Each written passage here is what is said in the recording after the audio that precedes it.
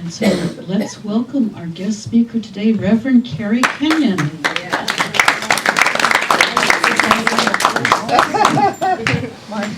thank you for that one. The one before that was by Mark Stanton Welch. And Yes. Woo! Yes. Both of them. Yeah, the fast ones. Yes.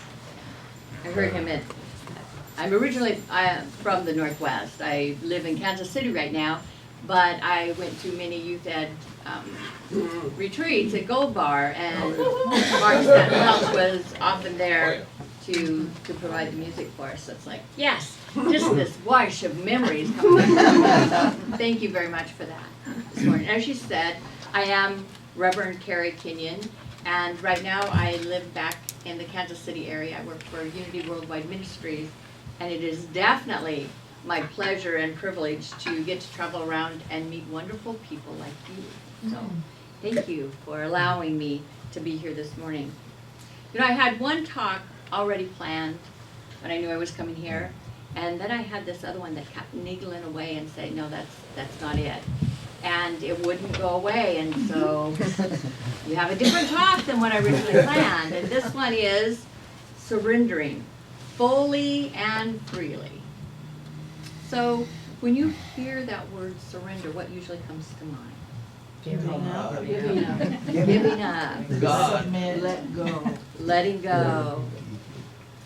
And a lot of times we think of that white flag, you know, that defeat. You know, what if it's not that? What if the surrendering that we are talking about isn't about white flag, isn't about defeat?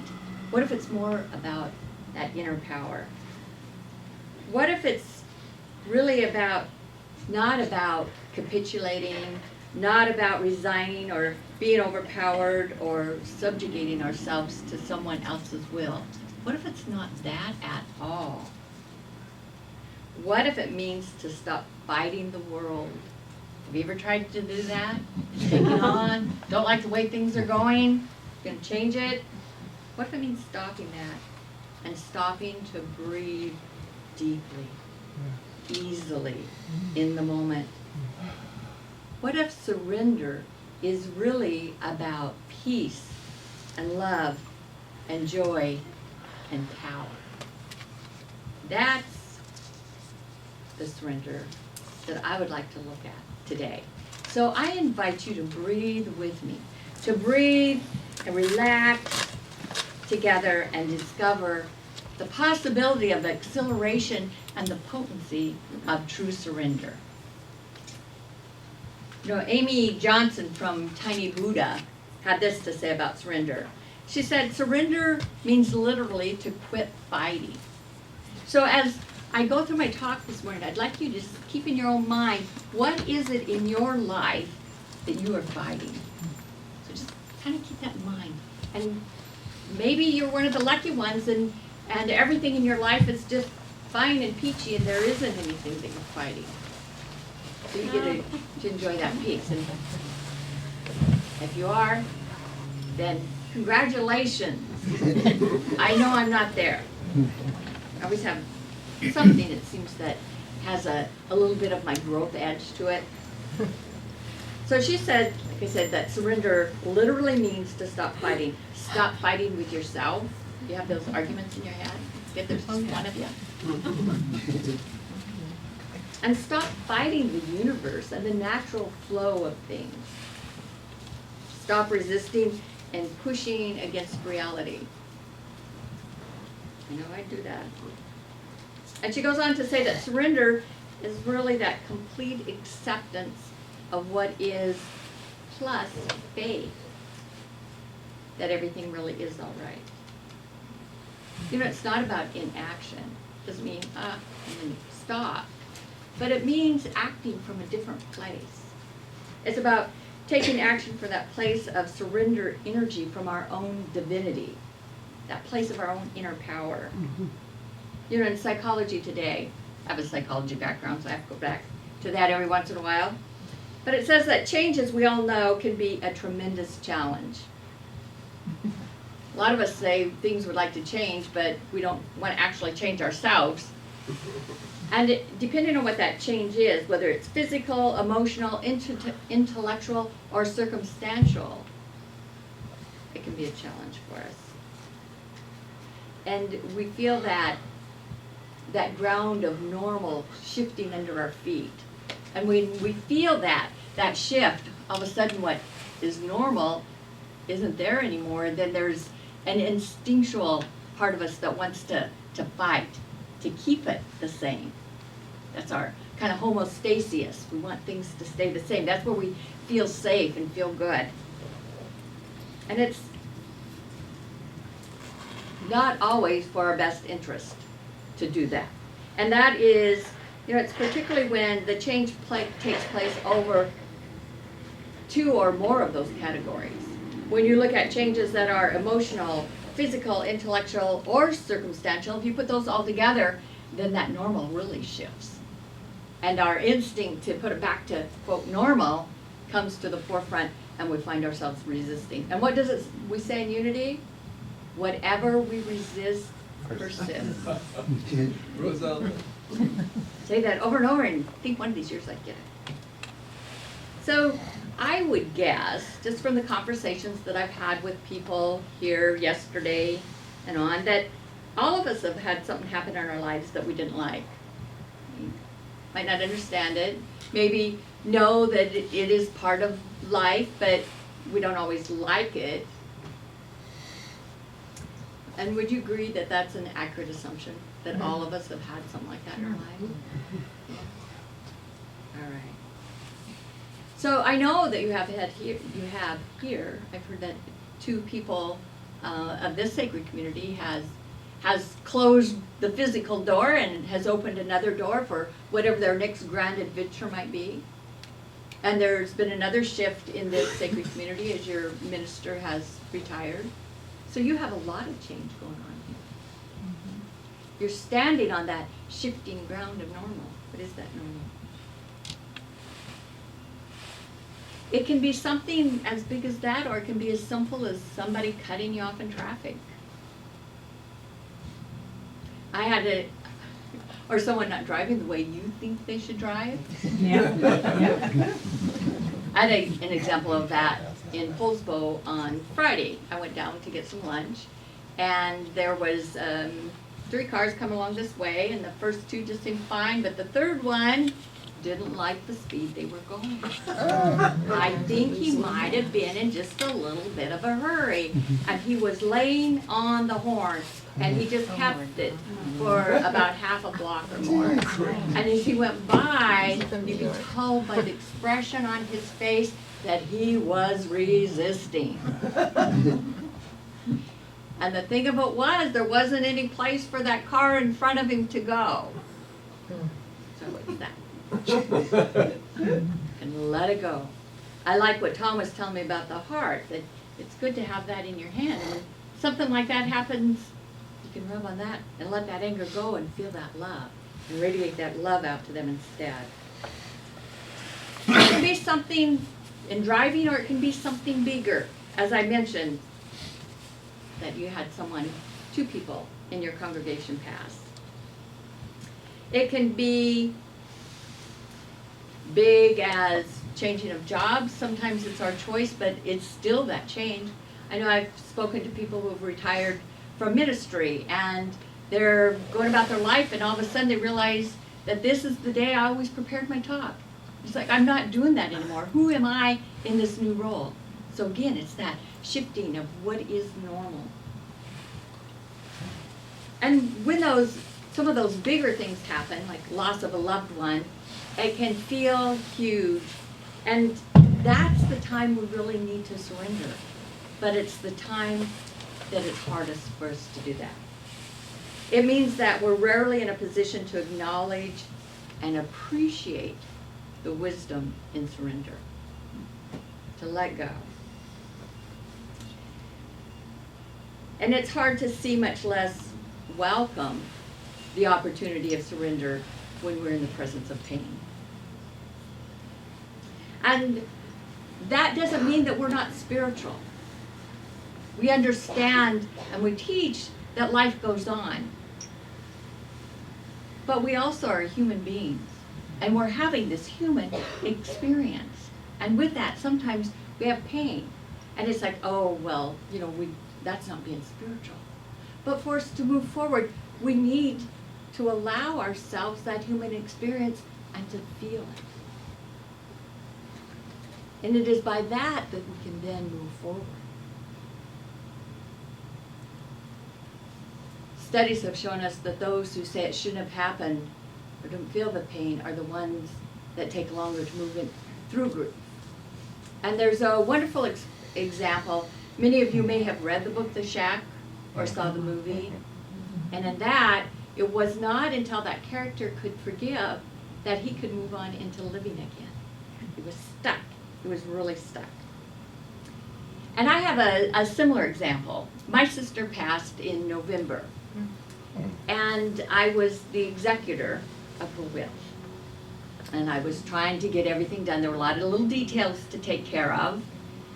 And it seemed like everywhere I turned, I was running up against a wall. One example is I needed a letter from the lawyer saying that I was the personal representative so that I could talk to the different accounts that she had to close them and move on.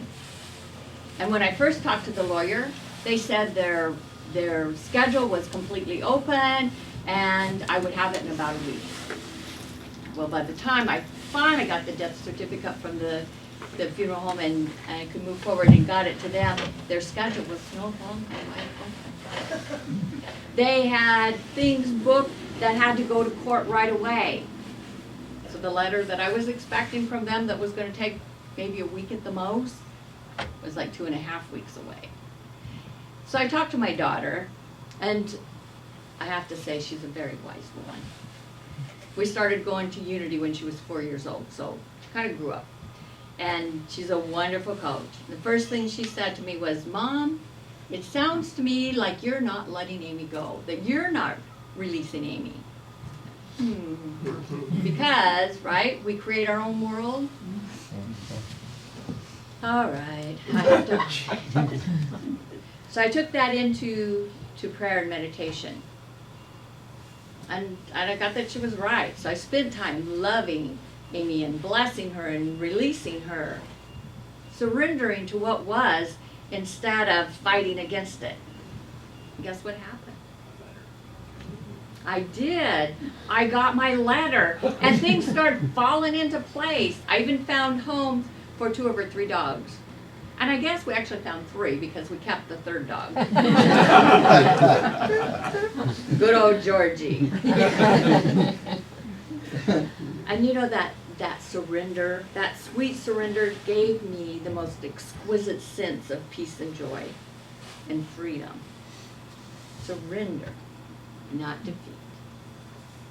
So that's the type of surrendering that I want to talk about, that breathing deeply and living again. So just for a minute, I want you to just take that deep breath. Just breathe it in. And release it. We're not going to go into meditation now, but I just wanted you to feel that deep breath, because we go about our lives taking these little shallow breaths.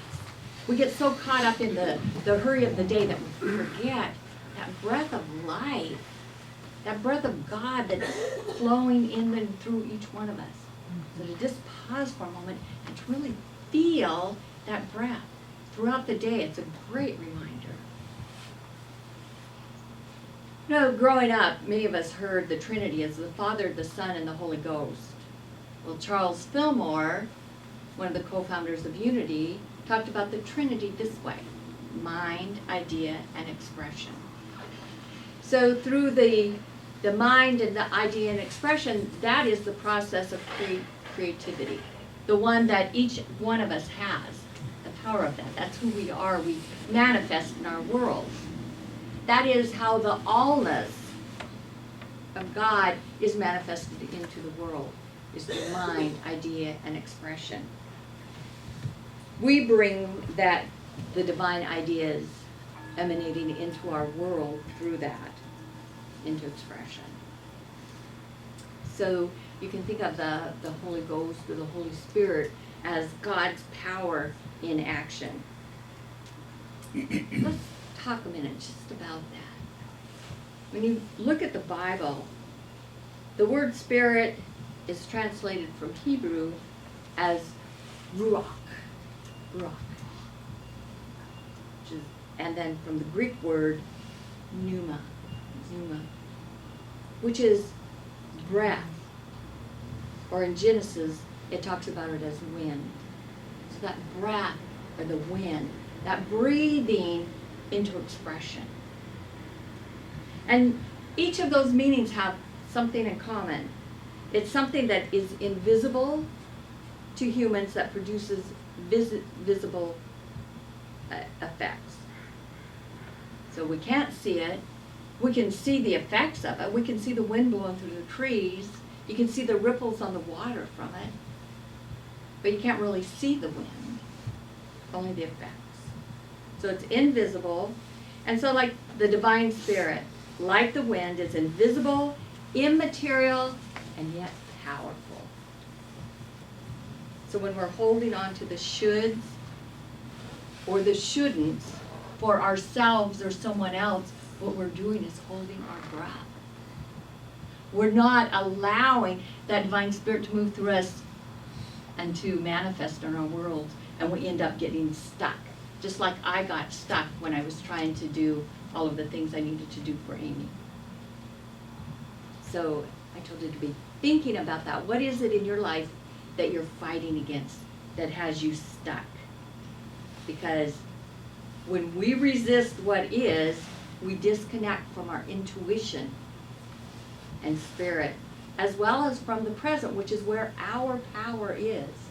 Our power isn't in yesterday, and it isn't in tomorrow. It is only right here, right now, in this very moment, with every breath that we take. So are we breathing freely? Are we letting that power move through us? Or are we hanging on to it? Rachel Naomi Raymond, an author and MD, states this way: confronted by enormous change, we're faced with an important choice. Either we come to surrender, we go into the loss, attend to our own responses, and listen to ourselves, or we attempt to put it behind us and get on with the rest of our lives. She goes on to say, but does this really work? When we try to avoid loss and plow through our pain, our lives are actually diminished. On the other hand, there's an extraordinary wisdom and clarity that emerges in people who genuinely meet their lives and their pain, not in theory, but in life. And then last but not least, no spiritual awakening is possible without surrender. No spiritual awakening is possible without surrender. Until we get out of the way, our ego gets out of the way, we're unable to feel the power that's greater than our own will and deeper than our thoughts. To me, that is reason enough to let go and to surrender. And it's our choice. We get to choose. It's not always easy, but I don't think a spiritual path is for wimps. You know? Sometimes we can say it's simple, but it's not easy. So we listen to that divine guidance and plug into that divine power that's within each one of us. It's our birthright. So remember, true surrender is not to another person, but it's to that larger force that is breathing in, through, and as each one of us. So that's why we surrender. And now how? How do we do that? I was a counselor at one of the Unitine retreats at Sispus.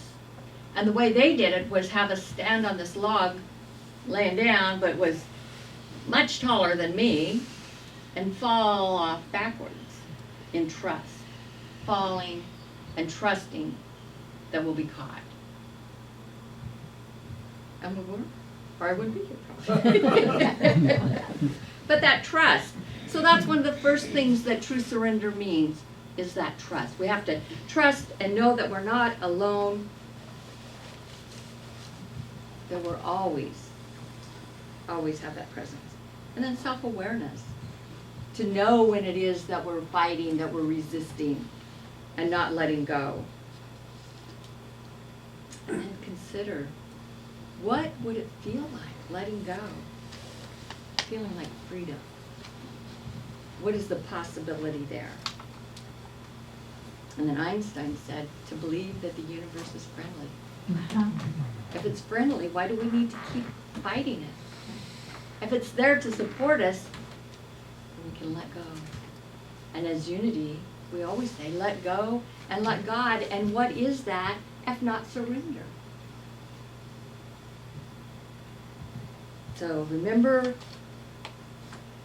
and I just have one more that I really experienced this weekend thanks to Ron and Debbie, and that is spending time in nature.